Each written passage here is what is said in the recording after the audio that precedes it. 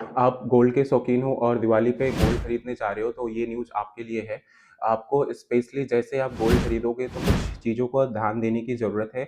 जैसे कि आप गोल्ड खरीदोगे तो उस पे 3% का जीएसटी लगता है, ये आपको जान लेनी चाहिए।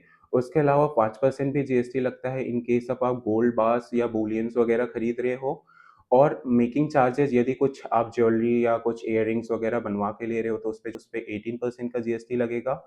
इसके अलावा यदि आप as a investment gold purchase कर रहे हो, आपने गोल्ड परचेज़ किया और जब उसको सेल करोगे 3 साल से ज़्यादा आपने उसको होल्ड करा है, तो आपके केस में लॉन्ग टर्म कैपिटल गेन लगेगा विदाउट इंडेक्सेशन। और आपने उसको 3 साल से कम के लिए होल्ड करा है, तो आपको उसपे शॉर्ट टर्म कैपिटल गेन देना होगा। कैपिटल गेन कैसे निकलेगा? तो आपने जिस प्राइस पे बेचा और आपने जिस प्राइस पे खरीदा था, उन दोनों का difference will be your capital gain.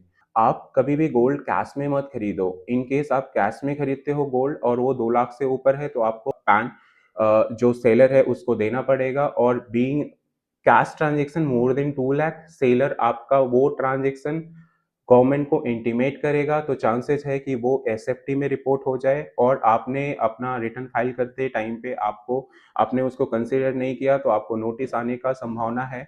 इस दिवाली के ओकेज़न पे आप मैक्सिमम पॉसिबल गोल्ड खरीदो, अपना इन्वेस्टमेंट, अपना फ्यूचर सिक्योर करो। Thank you, happy Diwali.